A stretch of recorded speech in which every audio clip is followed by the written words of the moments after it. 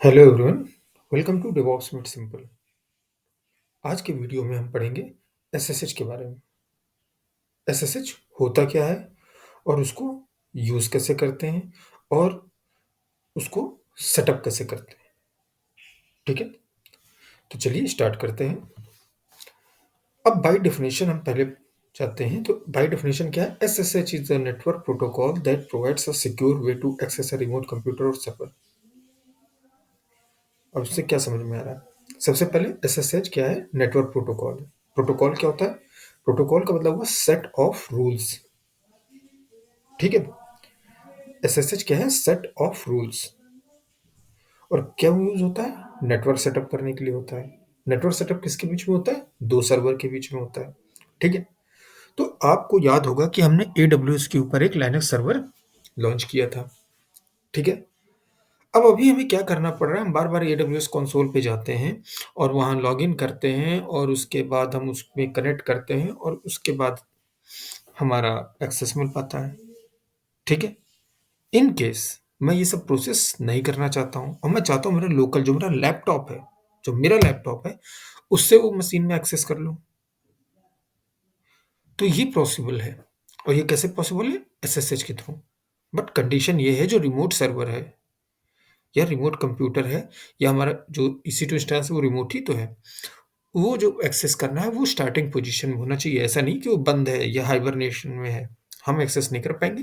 Access करने के लिए वो रनिंग कंडीशन में होना चाहिए। ठीक है, तो इतना आपको एसएसएच में समझ में आ गया होगा। एसएसएच क्या करता है? एक नेटवर्क सेटअप करता है दो सर्वर्स के बीच में। ठीक है, तो दो सर्वर्स के बीच में अगर अगली रिमोट कंप्यूटर क्यों, अगर अगल ही बगल रखा हुआ है तो हम दूसरे में लॉग इन करके उसको देख लेंगे। लेकिन अगर मान लीजिए मैं यहाँ बैठा हूँ, मेरा सर्वर चल रहा है दिल्ली में, ठीक है, और मुझे यहाँ से उस सर्वर को एक्सेस करना है, तो किससे एक्सेस कर सकते हैं? एसएसएच के थ्रू एक्सेस कर सकते हैं। ठीक है, अब AWS के ऊपर जो इंस्टेंस हम चला रहे हैं, जो हमारा सर्वर है, वो हमारे पास में तो है नहीं, वो कहीं रिमोटली है। अब वो कहाँ पे है AWS के पूरे इंफ्रा में, वो हमें भी नहीं पता। ठीक है, तो SSH का यूज़ क्या है? नेटवर्क सेटअप करना, किसी भी मशीन को जो रिमोटली है अवेलेबल है, उसको हमको एक्सेस करना है, उसको SSH के थ्रू एक्सेस करना है। ठीक है, अब इससे फ़ायदा क्या होता है? क्या करता है ये? जब हम SSH के थ्रू इसमें एक्सेस कर लेते हैं तो हम क्या कर सकते हैं? उसमें अपनी कमांड्स रन कर सकते हैं। वो हम करके देखेंगे। फाइल ट्रांसफ़र कर सकते हैं, तो ट्रांसफ़र फाइल्स के लिए हम SCP और rsync पढ़ेंगे। मुझे लगता है कि इस वीडियो में तो पॉसिबल नहीं होगा, नेक्स्ट वीडियो में हम देखेंगे उसको। ठीक है? और सिस्टम मैनेज कर सकते हैं। सिस्टम मैनेज क्या कि अगर मान लीजिए किसी सिस्टम में कोई फ़ॉल्ट है या कुछ इश्यू आ रहा है, तो हम यहाँ से SSH करके एक्सेस करके और जो भी उसमें हमें देखना है, जो भी उसको रिज़ॉल्व करना है, तो वो हम SSH के थ्रू कर सकते हैं। अब क्या नेक्स्ट लाइन क्या है? Over an encrypted connection. जो कनेक्शन होता है वो एन्क्रिप्टेड होता है, मतलब कोई बाहर का आदमी उसको, उस कनेक्शन को एक्सेस नहीं कर सकता या बीच में उसको क्या कहते हैं, जैसे आजकल हैकर्स वगैरह हैं, उस कनेक्शन को बीच में ही हैक कर लेते हैं और एक्सेस पा जाते हैं, वो पॉसिबल नहीं है। ठीक है, अब आते हैं एडवांटेजेस। अब देखिए एडवांटेजेस या की फीचर्स कह लीजिए। एडवांटेजेस क्या है कि इसके एन्क्रिप्शन, जो डेटा ट्रांसमिट होता है दो सर्वर्स के बीच में, वो एन्क्रिप्टेड फॉर्म में होता है। ठीक है, दूसरा क्या है? ऑथेंटिकेशन। ऑथेंटिकेशन दो तरह के हो जाते हैं। एक तो ऑथेंटिकेशन ये हो जाता है कि आप जो जैसे SCP से या rsync से डेटा ट्रांसफर कर रहे हैं, तो वो पासवर्ड मांगेगा। ठीक है, और दूसरा रास्ता ये है कि हम पब्लिक की जो हमारा रिमोट सर्वर है उसके अंदर सेव कर दें। ठीक है, तो हमारा ये हो जाएगा कि जब भी हम एक्सेस सेटअप करेंगे तो कीज़ हमारी ऑलरेडी वहाँ पे हैं, तो एक्सेस में कोई प्रॉब्लम नहीं होगी।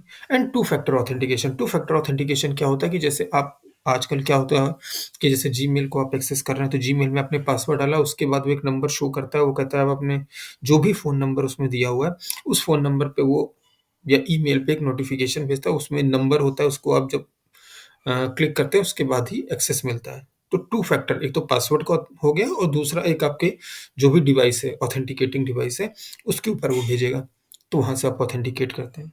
ठीक है, तो टू फैक्टर ऑथेंटिकेशन को इनेबल करना पड़ता है। फिर आता है रिमोट एग्जीक्यूशन। रिमोट एग्जीक्यूशन क्या है कि मैं यहाँ से बैठे-बैठे दूसरे सर्वर को एक्सेस कर रहा हूँ, जो ये मेरे पास में नहीं है, वो कहीं भी हो सकता है और उसके ऊपर मैं कमांड्स रन कर सकता हूँ, उसके ऊपर फाइल ट्रांसफ़र कर सकता हूँ और सिस्टम को मैनेज कर सकता हूँ। सिस्टम को मैनेज जैसे मैंने बताया कि उसके अंदर कोई इश्यू आ रहा है, कोई फाइल में कोई प्रॉब्लम है, कोई फाइल करप्ट है या डेटा ट्रांसफ़र में कोई प्रॉब्लम आ रहा है, वो हम वहाँ जाके उसको रिज़ॉल्व कर सकते हैं। ठीक है? फाइल ट्रांसफ़र जैसे मैंने बताया एससीपी, एसएफटीपी और आरसिंक 3 ऑप्शन है जिसके थ्रू हम एसएसएच पे ट्रांसफ़र कर सकते हैं। हम एससीपी और आरसिंक के बारे में पढ़ेंगे। तो ठीक है, अब हम चलते हैं एडब्ल्यूएस कंसोल के ऊपर और वहाँ पे हम एक नया EC2 इंस्टेंस बनाएँगे, ठीक है? लाइनक्स का ही होगा और उसके बाद हम उससे एक एसएसएच कनेक्शन एस्टेब्लिश करेंगे और मैं आपको दिखाऊँगा कि कैसे हम मशीन के अंदर जो एडब्ल्यूएस के ऊपर है, उस मशीन के अंदर जाके उसके अंदर कुछ भी कर सकते हैं, ठीक है?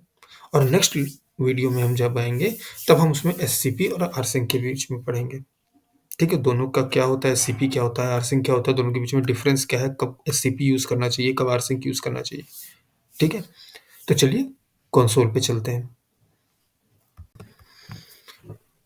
तो मैं एडब्ल्यूएस कंसोल के ऊपर आ गया हूँ, ठीक है? हमारे पास लाइनक्स प्रैक्टिस नाम का पहले से ही इंस्टेंस है, जिसपे हमने अब तक सारी लाइनक्स की कमांड्स की प्रैक्टिस की है। आज हम एक नया इंस्टेंस लॉन्च करेंगे, ठीक है? या कह लें एक नया सर्वर लॉन्च करेंगे। तो लॉन्च इंस्टेंस पे जाते हैं, ठीक है? इसका नाम मैं रख देता हूँ SSH प्रैक्टिस, ठीक है?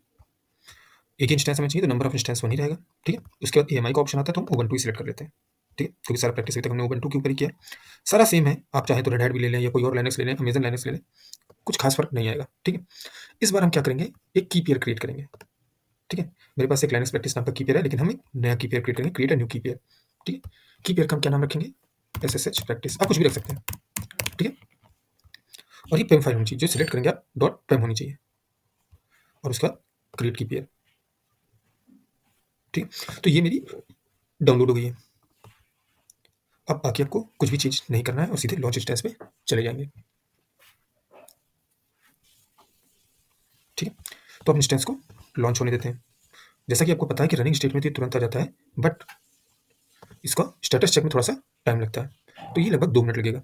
तो हम थोड़ा-सा वेट कर लेते हैं इसको रेडी में आने के लिए। तो जब तक हमारा सर्वर लॉन्च होता है, ठीक है? तब तक मैं आपको दूसरी इम्पोर्टेंट चीज़ बता दूँ कि अगर आपका विंडोज़ सिस्टम है, तो आपको उसके अंदर गिट बैश को इंस्टॉल करना पड़ेगा, ठीक है? क्योंकि हमें आरएसए की जनरेट करनी है। हम लोग लाइनक्स के ऊपर काम कर रहे हैं, हम लोग लाइनक्स पढ़ रहे हैं, तो विंडोज़ के अंदर भी आरएसए की जनरेट हो जाती हैं, बट क्योंकि हम लाइनक्स पढ़ रहे हैं, तो हमें जो भी कमांड्स हैं, जो भी कीज़ जनरेट करनी है, वो सब हमको लाइनक्स के हिसाब से करना है, ठीक है? अब आरएसए की क्या होती हैं? आरएसए की क्या होती हैं कि एक ये आपकी जो 2 सिस्टम होते हैं, जो 2 सिस्टम होते हैं जिनको आपस में कनेक्ट करना है, वहाँ पे एक ये समझ लीजिए तरीके की एक ऑथेंटिकेशन के लिए आपकी समझ लीजिए एक आईडी होती है, ठीक है? जो आप एक सिस्टम में जनरेट करते हैं, जैसे मैं अपने लैपटॉप में जनरेट करूँगा और उस की को मैं ले जाके जिस सर्वर को मुझे एक्सेस करना है, उसके अंदर पेस्ट कर दूँगा। जब मैं उसके अंदर पेस्ट कर दूँगा, तो जब भी मेरा लैपटॉप उस सिस्टम के साथ कनेक्शन एस्टेब्लिश करेगा, तो ये जो दोनों कीज़ होंगी, वो मैच हो जाएँगी और मेरा कनेक्शन एस्टेब्लिश हो जाएगा। ठीक है? तो ये आप इस तरह से समझ लीजिए जैसे आपने पुरानी हिंदी मूवीज़ देखी होंगी तो उसमें जो स्मगलर वगैरह होते थे तो आप समझ लीजिए कि 10 का 1 नोट है, फटा हुआ है, एक के पास आधा है, एक के पास आधा है, ठीक है? और जब वो आपस में ट्रांज़ैक्शन करते थे तो दोनों आधा-आधा नोट मैच करते थे, हाँ, ठीक है। और उसके बाद वो ट्रांज़ैक्शन हो जाता था। सिमिलरली आप ये समझ लीजिए कि यहाँ पे मैंने एक की जनरेट की है, ठीक है? इस की का जो पब्लिक की इसमें 2 की बनती हैं, एक प्राइवेट एक पब्लिक। जो पब्लिक की जनरेट होगी, वो ले जाके मैं उस सर्वर में जाके पेस्ट कर दूँगा, जिससे मुझे कनेक्शन एस्टेब्लिश करना है। और जब एसएसएच कनेक्शन के लिए मैं ट्राई करूँगा, तब दोनों कीज़ जो मेरे सिस्टम में हैं और जो सर्वर में मैंने पेस्ट किया है, वो दोनों आपस में मैच करेंगी और कनेक्शन एस्टेब्लिश हो जाएगा।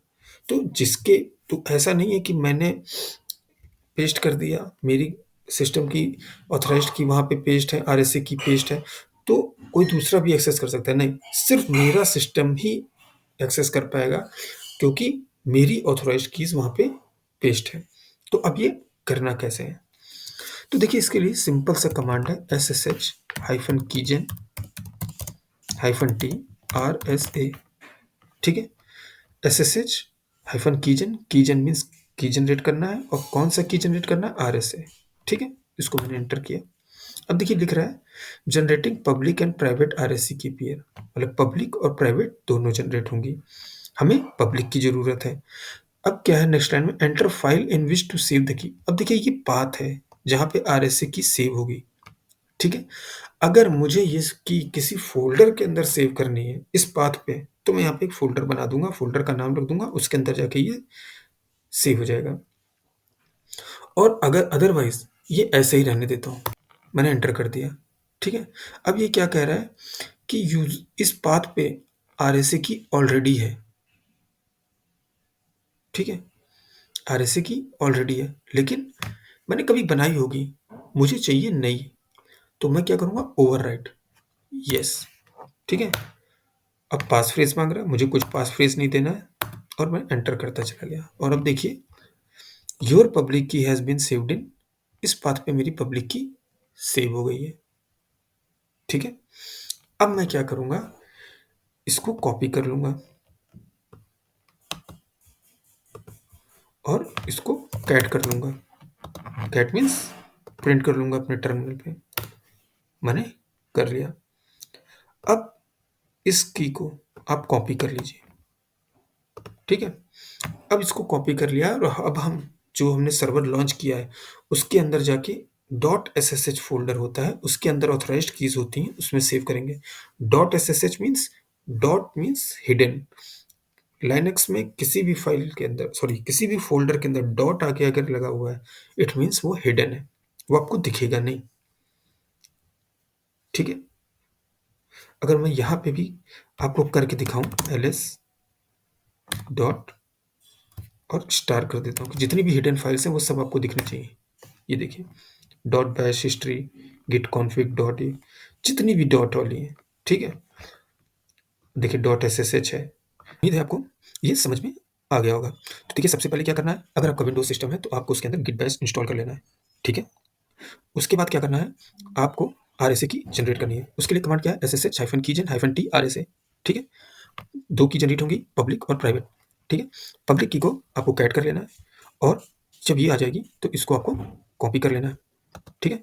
अब इसको जो सर्वर मैंने लॉन्च किया है उसके अंदर .ssh फ़ोल्डर के अंदर जाके, जैसे यहाँ पे .ssh है, ये आप देख रहे हैं, इसी तरह सर्वर पे भी .ssh फ़ोल्डर होगा, उसके अंदर जाके मुझे ये पेस्ट करनी है। ये देखिए .ssh के अंदर कॉन्फिग आईडी, ये id_RSA पब ये जनरेट हुई है ना, तो यहीं पे जाके मुझे पेस्ट करना है, ठीक है, ऑथराइज्ड कीज़ में। तो चलिए अब हम चलते हैं सर्वर पे, और वहाँ पे हम आगे का प्रोसेस करते हैं। तो आप देख सकते हैं मैं AWS कंसोल पे आ चुका हूँ। मैंने एक नया इंस्टेंस बनाया था जो SSH प्रैक्टिस था, रनिंग है, 2x2 स्टेटस चेक पास्ट। इसको कनेक्ट करते हैं, ठीक है। कनेक्ट करने का सेम प्रोसेस है।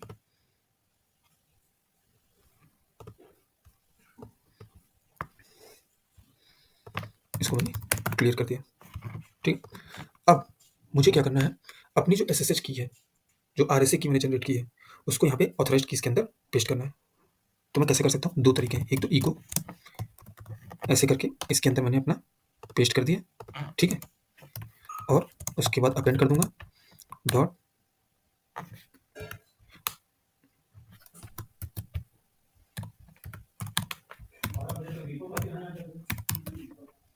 ठीक है।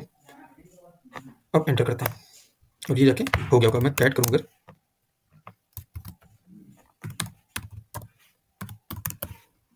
तो देखिए मेरी RSA की जो है वो इसके अंदर पेस्ट हो गई है, ठीक है। आप देख रहे हैं ना। और एक होता है कि जैसे आप इस फाइल को ओपन करिए, जैसे VI से हमने किया था, और उसके अंदर जाके पेस्ट करिए, उस तरह कर सकते हैं। ये थोड़ा सा प्रोसेस ईजी लगता है, ठीक है। तो ये हमारा काम हो गया। अब हमें क्या करना है, इससे कनेक्शन स्टैब्लिश करना है, ठीक है। तो उसके लिए क्या करेंगे, तो मैं आपको बता दूं। देखिए सबसे पहले क्या है, इसका IP जानना। तो देखिए पब्लिक IP क्या है, इसको मैं कॉपी कर लेता हूँ, जो इंस्टेंस जिससे मुझे कनेक्शन करना है, इसका पब्लिक IP मैंने ले लिया। और इसका यूजर नेम क्या है, उबंटू, ठीक है। इसका क्या नाम है, उबंटू। तो चलिए हम चलते हैं वापस गिट बैश में, और वहाँ से कनेक्शन स्टैब्लिश करते हैं। तो हम वापस गिट में आ गए हैं, तो गिट बैश से हम कनेक्शन स्टैब्लिश करेंगे। तो इसके लिए कमांड क्या है, SSH, उसके बाद यूज़र का नाम, यूज़र कौन सा है, उबंटू, जो भी मेरा आईपी है उस मशीन का, ठीक है? सिर्फ इतना करना है, एसएसएच, देन यूजर का नाम, यूजर कौन है? उबंटू, अब मान लीजिए किसी और कोई और यूजर होता, जो होता, एना होती, कुछ होता, उसका नाम होता, देन मशीन का पब्लिक आईपी एड्रेस लिया आपने और एंटर कर दिया, ठीक है?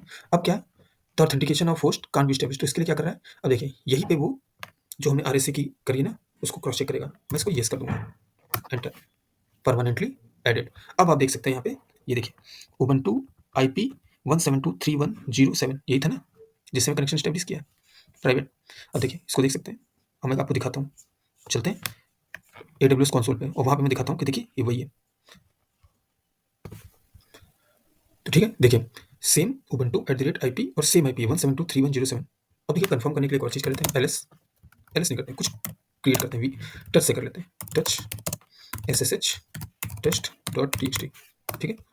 इसके अंदर मैं कुछ ऐड कर देता हूँ, echo we are practising SSH, ठीक है? वी आर प्रैक्टिसिंग SSH और इसके मैं SSH_test.text के अंदर कर दिया, ठीक है? अब ऐड करके मैं देख लेता हूँ, देखिए वी आर प्रैक्टिसिंग SSH, ठीक है? अब हम वापस चलते हैं गिट बैश में, जहाँ पे मैंने कनेक्शन एस्टेब्लिश किया हुआ है, जो मेरी लोकल मशीन है, और वहाँ पे इसी फाइल को देखते हैं, ठीक है? तो देखिए ये जो गिट बैश है, इसके अंदर भी आप सेम चीज़ देख रहे हैं, सेम यूज़र सेम आईपी। ये जो आईपी आपको दिख रही है, ये प्राइवेट आईपी है मशीन की। ये याद रखिएगा कि हमने तो ये पब्लिक आईपी थी कनेक्शन एस्टेब्लिश करने के लिए, क्योंकि हम बाहर से कर रहे हैं ना, इसलिए पब्लिक आईपी की ज़रूरत है।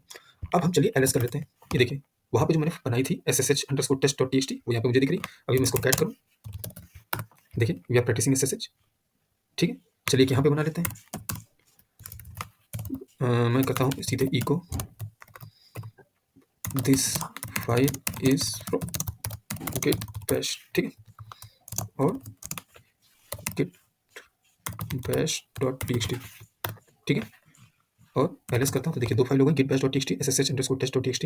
कैट करके भी देख लेते हैं गिट बैश को, ठीक है? तो ये हो गया। अब हम वापस चलते हैं सिस्टम में, AWS कंसोल पे, और वहाँ पे देखते हैं ये गिट bash.txt क्रिएट हुई है या नहीं हुई है। तो चलिए चेक करते हैं, एलएस किया मैंने, देखिए गिट bash.txt क्रिएट हो गई है। इसको मैं कैट करके देख लेता हूँ, गिट bash.txt, ठीक है? This file is from git bash, ठीक है? तो आपने ये देखा कैसे SSH कनेक्शन दो रिमोट सर्वर्स के बीच में इस्टेब्लिश किया जाता है, ठीक है? अब हम AWS के ऊपर काम कर रहे हैं, तो आप जब कनेक्ट करते हैं तो आपको मैंने जो कनेक्ट करने का तरीका बताया वो कैसे बताया, ये देखिए EC2 इंस्टेंस कनेक्ट से। लेकिन हमारे पास एक और तरीका है, ठीक है? जहाँ पे PEM फाइल यूज होती है, जो हमने अभी जनरेट की थी। तो उसके लिए हम क्या करेंगे, EC2 इंस्टेंस कनेक्ट पर क्लिक नहीं करेंगे, हम आएंगे SSH क्लाइंट पे, ठीक है? अब देखिए ये आपको SSH के थ्रू कैसे कनेक्ट करना है उसका प्रोसेस ही बता रहा है, ठीक है? तो आपको सबसे पहले क्या करना है, जो आपकी फाइल है, जहाँ पे फाइल सेव है, वहाँ पे आप जाएंगे, राइट क्लिक करेंगे और क्या करेंगे, ओपन गिट बैश हेयर, ठीक है? वो मैं अभी आपको करके दिखाऊंगा। और जब ओपन करेंगे तो वहाँ पे chmod 400 करके, अब 400 क्या होता है, परमिशन याद करिए, 400 परमिशंस कौन सी थी, सबसे आगे क्या होता है, यूजर, देन ग्रुप, फिर अदर्स। तो देखिए 400 का मतलब क्या हुआ, जो यूजर है, जो हम हैं, हमको रीड की परमिशन है, हम राइट और एग्जीक्यूट नहीं कर सकते, ठीक है? तो चलिए मैंने इसको कॉपी कर लिया और चलते हैं जहाँ पे मैंने SSH.practice जो मेरी पेम फाइल है उसको डाउनलोड किया है। तो आप ये देख सकते हैं मैंने डेस्कटॉप के ऊपर SSH practice.pem को सेव किया हुआ था, ठीक है? अब मैं यहाँ पे डेस्कटॉप पे राइट क्लिक करूँगा और शो मोर ऑप्शंस पे जाऊँगा, ठीक है? अब यहाँ पे आता है ओपन गिट बैश शेयर, मैंने ओपन कर दिया, ठीक है? अब ये डेस्कटॉप पे ओपन हुआ। अब देखिए मैंने ये आपको थोड़ा ईज़ी करने के लिए ये चीज़ बताई हुई है, ठीक है? कि जिससे आपको ईज़ी हो जाए।